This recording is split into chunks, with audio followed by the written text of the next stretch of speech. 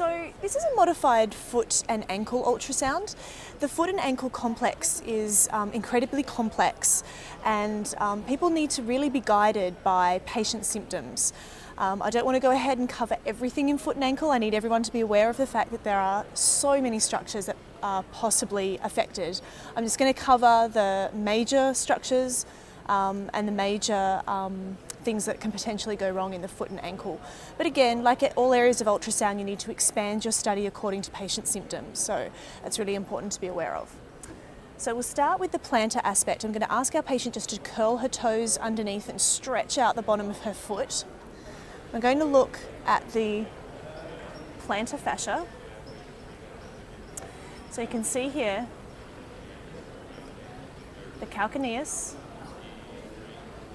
the heel pad above, and the medial insertion of the plantar fascia here. Again, a standard measurement for the plantar fascia is around sort of 3 or 4 millimeters. Anything more than that, you're starting to get into plantar fasciitis or thickened plantar fascia. But this looks beautiful. Again, make sure you scan the insertion side to side. You may need to go to a transverse section. Again, looking at that calcaneus in transverse with the plantar fascia insertion overlying the top. Again, something to be aware of in musculoskeletal ultrasound is anisotropy that we mentioned on an earlier talk. If your transducer varies even slightly, even just 3 or 4 degrees from perpendicular, you can see how anechoic the structures become. Again, this is indicative of fasciitis or tendinitis, tendon tearing in other areas of the foot and ankle. So it's really important to make sure you maintain that perpendicular scanning plane. Make sure the entire area appears echogenic. And again, the heel pad slightly hypoechoic on top of that. If this starts to look anechoic in any way, or if it demonstrates increased blood flow on power Doppler, you can start to be concerned about an inflamed heel pad or edema in the heel pad, which is something that's relatively common, particularly in athletes. So again, just going back to a sagittal section over the calcaneus, again pushing out into wide scan just to get that extra amount of information either side of the perpendicular. Again, beautiful looking plantar fascia here. Attachment here normal.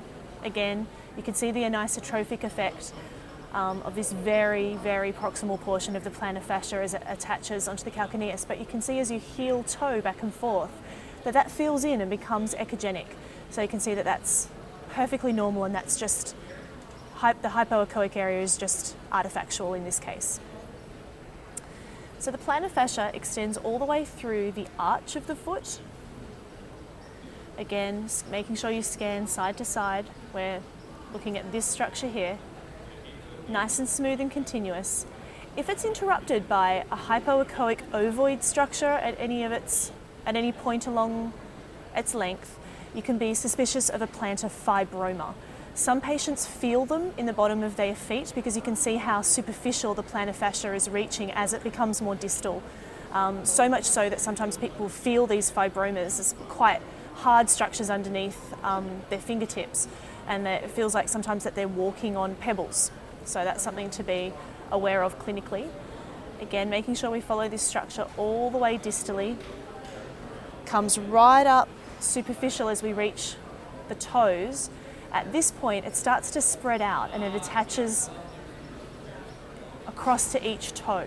So the best way to look distally at the plantar fascia is to go back to the calcaneus as your landmark. Again, heel toe the probe to make sure that you fill it in so it's nice and echogenic.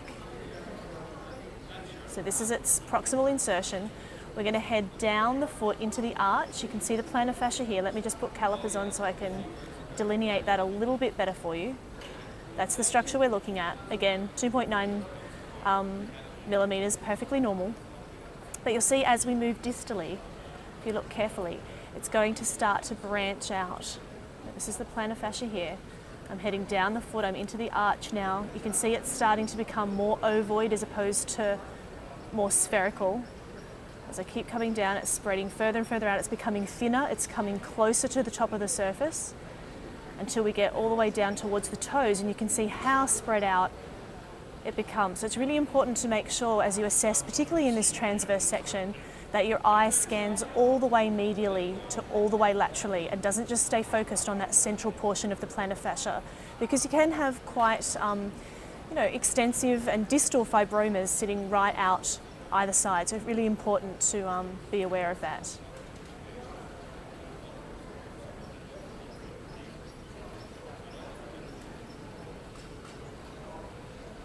So while we're at the plantar aspect of the foot, we'll go ahead and we'll take a look at the Achilles tendon. We're headed now to the back of the heel. Again, you'll see a different aspect of the calcaneus. Here, this echogenic line is again being representative of bone. Let me just zoom this up so we can see a little more clearly. And again, you can see the fibrillar pattern of the tendon stretching right out and attaching onto the top of the calcaneus here. Again, be really wary of musculoskeletal ultrasound of anisotrophy. Heel toe the probe, make sure you get rid of this hypoechoic area. If it doesn't disappear, then you can start to be suspicious of tearing or tendinosis. But again, really make sure you have a dedicated effort to fill in those blank areas of echo before you become suspicious.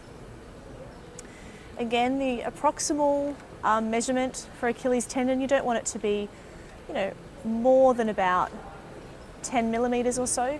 This is, way below that, perfectly normal.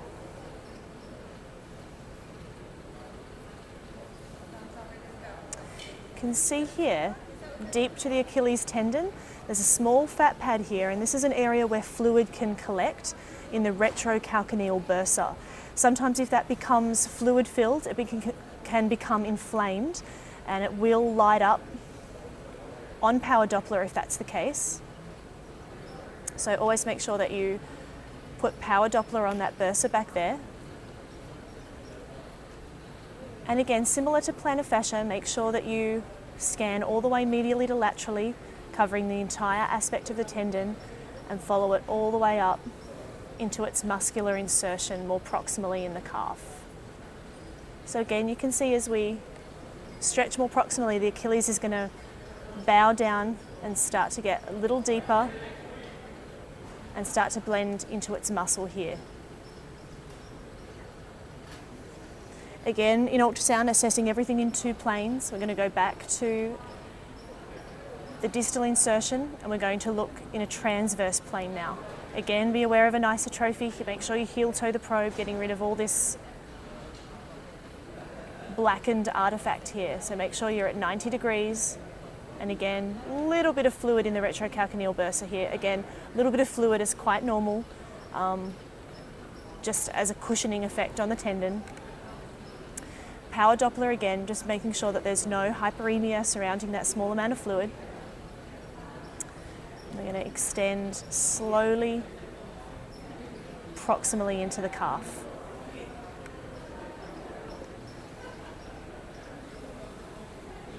Again, be aware that the Achilles tendon is quite an ovoid structure. So make sure that your eye doesn't just affix in the center portion of the tendon here. Make sure that you really are assessing out laterally and medially, making sure that you're covering all aspects of the tendon. Again, as we move proximally, you'll see the Achilles tendon start to spread over its muscle. Quite normal. Let me just take it off the zoom so we can appreciate that a little more effectively. You can see the tendon gets really wide over the top of the gastrocnemius muscles there at the back.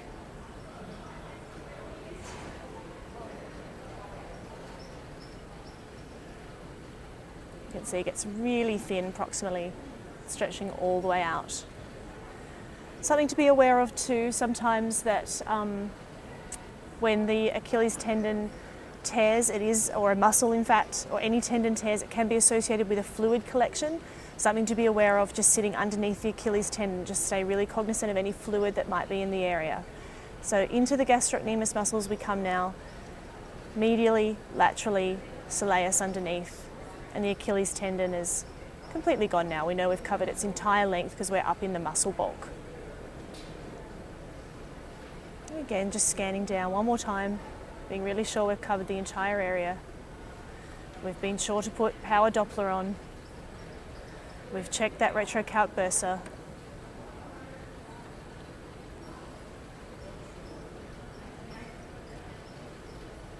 All the way down distally.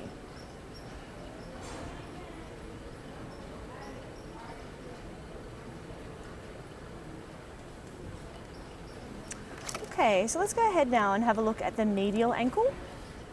So if we can ask our lovely assistant here to roll up onto her left side so I can see the inside of the ankle. Okay, so looking medially in the ankle now. Starting, 10 centimeters or so. Yeah. Starting about 10 centimeters or so proximal to the medial malleolus. Taking a wide approach here to what's called the tarsal tunnel, similar to the carpal tunnel in the wrist, but in the medial ankle. And we can identify a number of structures here immediately. They call these tendons Tom, Dick, and Harry at the back, and that's a nice way to remember it. The posterior tibial tendon, flexor digitorum longus tendon, and the flexor hallucis longus tendon at the back. In between the tendons, you'll see the tarsal tunnel itself, made up of the posterior tibial nerve with that typical honeycomb appearance of a nerve, with all its punctate hypoechoic spheres in there. You can see the posterior tibial artery, and when we go back to live, you'll see that pulsating away, and the paired posterior tibial veins next to it. So something to be immediately aware of in the medial ankle is that tarsal tunnel complex. Again, let me just highlight where we're looking. This area here. Similar to the carpal tunnel in the wrist, anything that's going to intrude on space in this area is a likely cause of pain and tingling in the toes. So anything that's impinging on that nerve, whether it be soft tissue neuroma, whether it be a ganglion cyst, whether it be varicose veins, all of these things are relatively common to see in the tarsal tunnel, something we need to be aware of when we're assessing that region there. So just something to be aware of. You can see stretching out above the tarsal tunnel encapsulating it is the retinaculum. Looks a little bit like a ligament extended right over the top there. Again, you want to make sure that that's intact and creating a superior margin over the tarsal tunnel. It can become interrupted, it can become discontinuous, and you can get fluid collections here. So really important to make sure you assess the retinaculum lying over the top here. So let's go and focus on our tendons now. Let's look at the posterior tibial tendon, first of all. It's the guy right at the top here, right here. Okay. Again, we're going to start quite proximally and we're going to follow it all the way down, again, heel toeing as we go, making sure it stays nice and echogenic. As it goes around the malleolus, it can be difficult. Again, underneath the retinaculum that you can see here. Following it all the way down distally. You're looking for any fluid around the tibial tendon. You can see here there's a little fluid here, quite normal. It's quite a inferior structure in the body, so fluid can collect here normally. Again, be sure to put the power Doppler on, make sure it's not associated with any hyperemia or inflammation. Continue heel toeing until you see the tendon fan out and attach distally.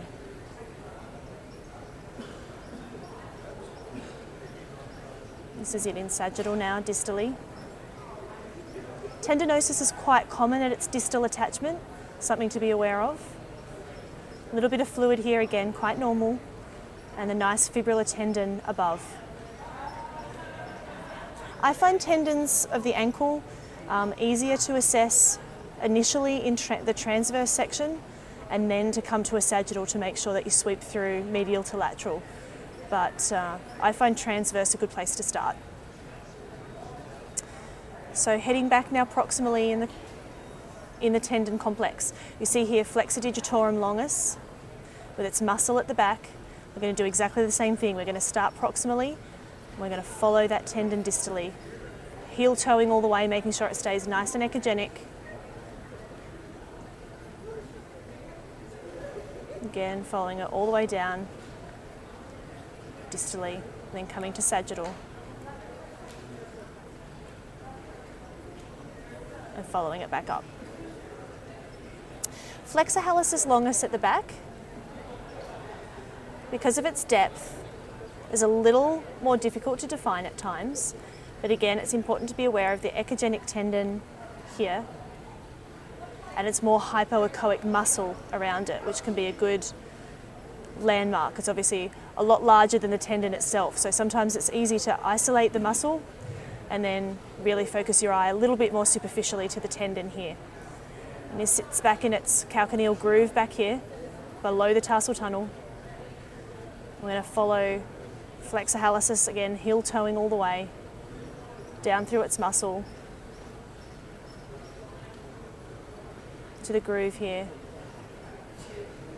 There it is here. All the way underneath the foot. There's the flexor hallucis longus, as the name suggests.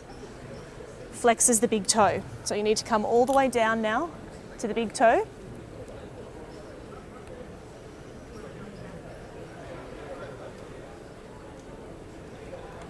You can see flexor hallucis here, above the sesamoid, all the way down, and attaching onto the big toe distally. If you like at this level, sometimes it helps to do provocative manoeuvres if people are getting pain when they point their toes, quite common in ballerinas. You can just have the patient flex their toe back and forth, see if they can reproduce their pain, and watch the tendon move back and forth in its sheath.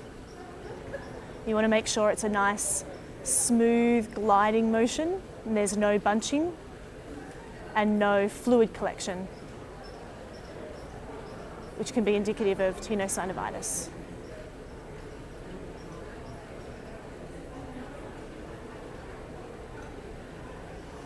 And they're the major structures medially. So let's go laterally. So if we can roll over the other way so we can see the outside now, we're almost done. So laterally, we're going to be looking mostly at the perineal tendons. They're paired tendons that share a common sheath, the peroneus brevis and the peroneus longus. Peroneus longus is the more superficial one, the bigger one here proximally. Peroneus brevis is the one at the back here with the peroneus brevis muscle, similar to that flexor hallucis tendon muscle complex. It looks similar, muscle at the back, nice and hypoechoic, the more echogenic tendon next to it.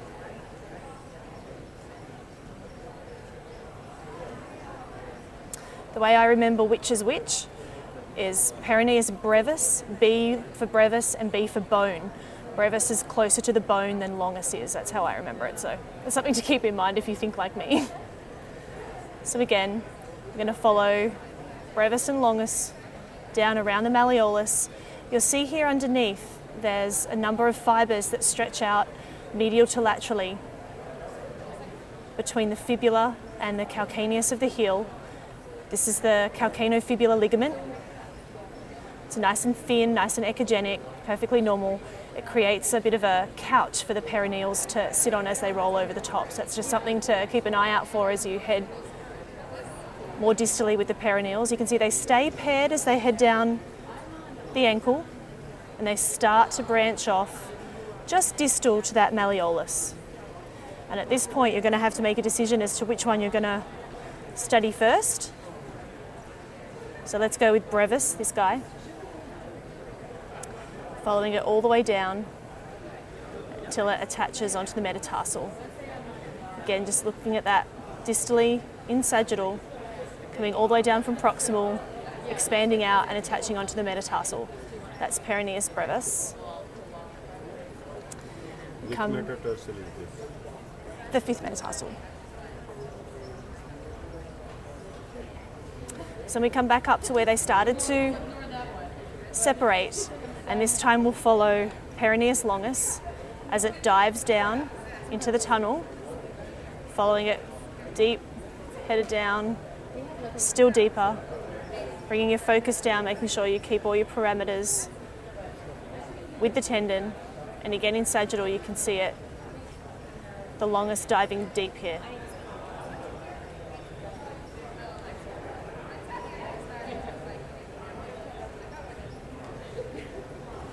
So again, I find looking at these tendons more proximally and transverse, it gives you a good overall view first of all, and it also is good to orientate yourself as to which of the perineals are which, how it associates with the calcaneofibular ligament that we looked at, and then heading to sagittal for more information. That's the way I would recommend it's done.